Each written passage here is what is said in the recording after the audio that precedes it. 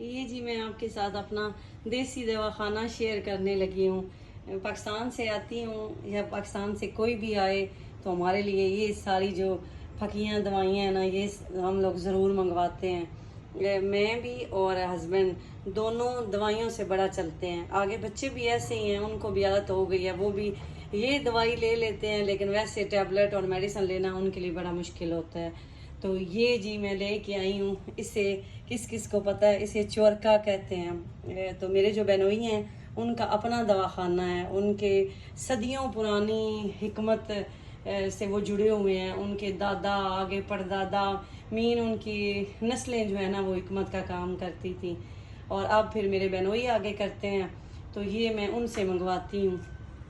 ہم لوگ جو اسپیشلی ان سے لے کے آتے ہیں نا، وہ پھکی لے کے آتے ہیں کھانے کے بعد نا۔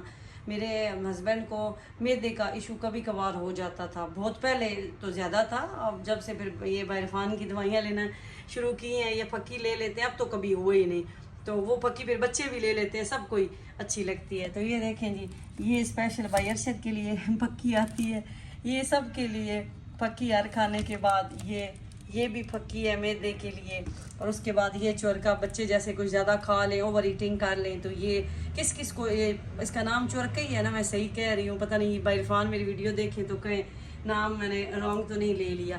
تو کس کس کو پتہ ہے یہ چورکا، یہ بھی وہ خود بناتے ہیں، وہ ساری دوائیاں خود تیار کرتے ہیں، اور ان کے ہاتھ میں اللہ نے بڑی شفا رکھی ہے، ساری بیماریوں کا تقریباً وہ علاج کرتے ہیں۔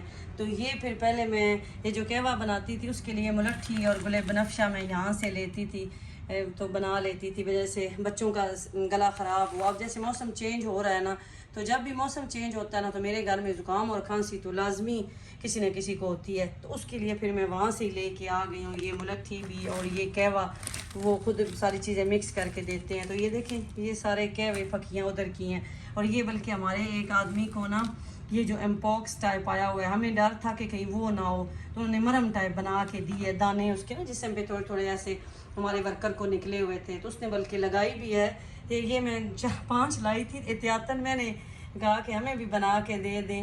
تو یہ جب ہم لوگ آ رہے تھے نا، اس ٹائم میں یہ بڑی نیوز چل رہی تھی کہ وہ امپوکس نکل رہے ہیں سب کو، تو میں ڈر گئی، میں نے کہا یہ ہم پہلے ہی لے جاتے ہیں۔ اور یہ وہ ہمارے ورکر کی دوائی، مرم بھی اس کے لیے انہوں نے دی ہے، ساتھ یہ میڈیسن۔ اس کے بعد یہ نا اس کو قبض تھی، تو یہ قبض کے لیے بھی یہ اس کے لیے ہم دوائی لے کے آئے، اور باقی یہ ساری چیزیں جی ہماری ہیں۔ اور میں آپ کو اپنا دواخانہ کھول کے دکھاتی ہوں، یہ دیکھیں، یہ ساری چیزیں ٹیپ سامون سے لیتے ہیں، تو الحمدللہ فٹنس کا یہ راز ہے۔ یہ گٹھلیاں جامن کی بھی خشک کر کے رکھی ہوئی ہیں، ان کی پھکی بنا کے، اسے پتہ نہیں گھون گتیرا کیا کہتے ہیں، یہ بھی عرشی کی کوئی دوائی۔ اس کے بعد یہ کرونجی، تو یہ بائی عرفان سے ہم لوگ ٹپ لیتے رہتے ہیں۔